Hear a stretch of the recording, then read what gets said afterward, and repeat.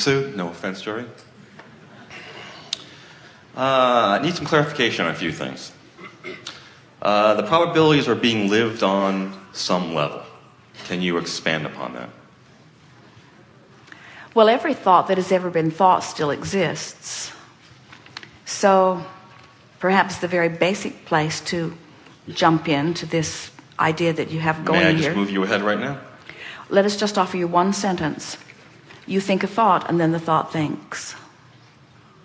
Okay, I guess I'm asking, I understand there's a pool of probabilities and we're pulling from it, and we're attracted to it via our either negative emotions or positive emotions. Well, you're not attracted because of your emotions. Your emotions are indicating the direction of your attraction. In other words, it's the thought that attracts and the emotions indicate.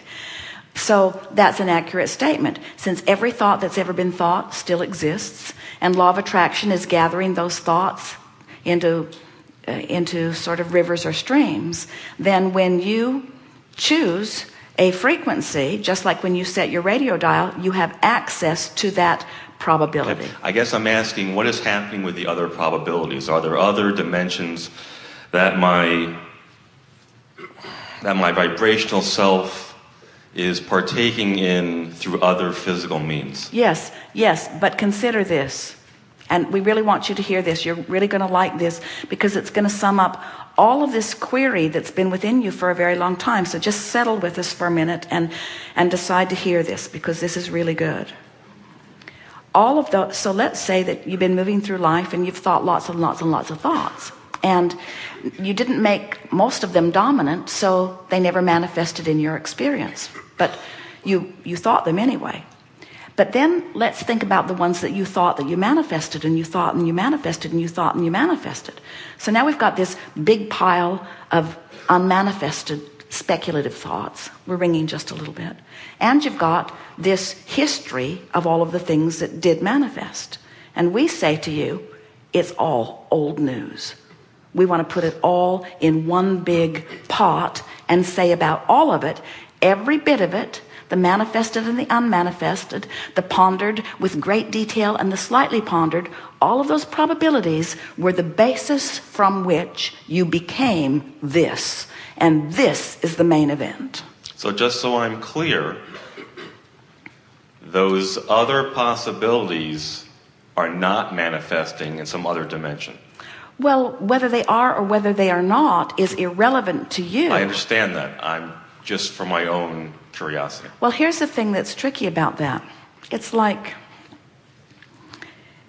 so let's say you have a conversation with someone and you present an idea to them, and they talk to a lot of people, and then later they hatch an idea and they really bring it into fruition, and then you try to go back and reclaim which part of their manifestation was your idea, and they don't even remember talking to you. It's sort of like that. In other words, everything that exists is for the promotion of who you are, but where it's at is in the alignment with who you have become. So let's just, and we don't have to leave it here, but it's a good place to toss it for a moment. There have been endless thoughts and endless experiences that have all culminated into the powerful now. We would like it if you would come with us here and proclaim this vibrational vortex as what the powerful now is, and call everything else that has led to it irrelevant, while we all give our undivided attention to alignment with the powerful now. Let's keep looking ahead. You can call it ahead, we call it here. When I'm in my vortex and I slip out for a short period of time, can unwanted things come into my experience much faster or more severely than if I had not been in the vortex? No, but you will notice the ones that do come in a more powerful way, so sometimes it feels like that. Your stakes are higher. The more you tune yourself to alignment with who you are, the more you really don't like being out of alignment with who you are. But it must continue to get better and better and better and better for you. It appears to me that negative attracts negative faster and easier than positive attracts positive. Am I correct? You could not be more wrong. Okay.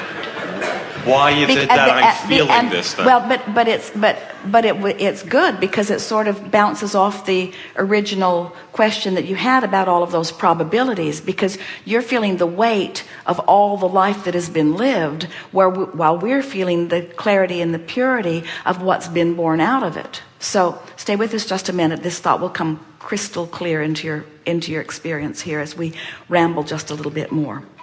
Through all that you are living, knowing what you don't want, knowing what you do want, you're launching these rockets of desires. So this vortex of creation, it is fair to say about the individual, and it is fair to say about the collective consciousness. This vortex that we're talking about is the summation, it is the conclusion, it is the fruit of the life's work. It is the best of the best of the best that is gathering in this vortex. And it is from this vibrational stance that new ones coming forth into the physical come from. So this is the synthesizing of life, and this vortex of creation. This is the well-being from which all new life is springing. The well-being is enormous in comparison with the not well-being, because the not well-being is left behind. In other words, when you make your transition into non-physical, and this really ties into the first question that you ask, when you make your transition into non-physical, whether you do it through meditation today, whether you do it through appreciation today, or whether you have to croak in order to distract yourself from it and reemerge into the non-physical. When you reemerge into non-physical, and let's give that the same title as going into the vortex, first time. When you reemerge into non-resistance, another way of saying it, when you reemerge into non-resistance, you leave behind all doubt and fear and all resistance, you say. So that's why we can so emphatically say to you that the order of this universe is well-being. My time up, or can I keep? We'll go just a bit further. Just briefly. How do Seth's intentions differ from yours? Or do they? Or were they? Were there different intentions? Well, you're speaking of Seth, the non-physical energy that was being expressed through Can I say it was a different group of energies that had gotten together to expand upon an intention, just as Abraham has? Is that fair? It would be fair, but it's not accurate. Because the intentionality is posed by the physical asking.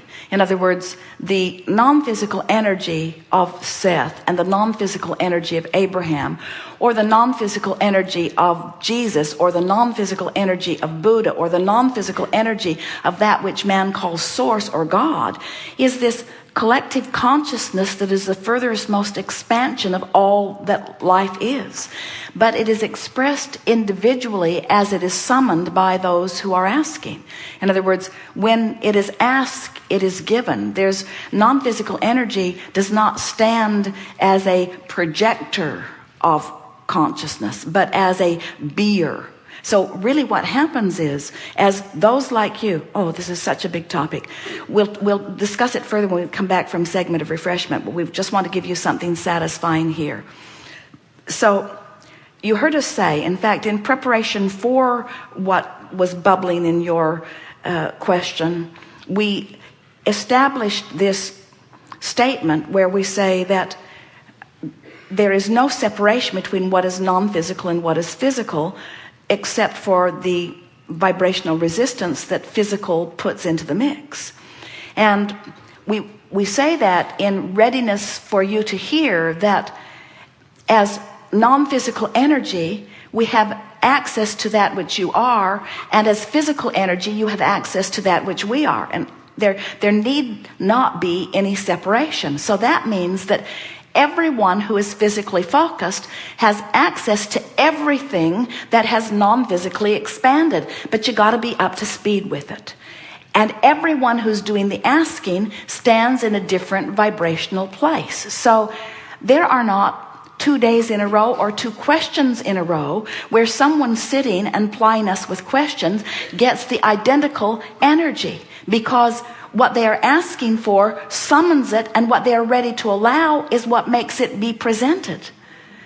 Well, Jerry and Esther just had a glorious experience with several hundred others on the Caribbean cruise, where after a few days of gathering collectively in an attitude of mostly being in the vortex, it became apparent to almost everyone who was participating that at the time the question was formulating, the answer was formulating too, and we were all physical and non-physical participants experiencing what we were calling a real-time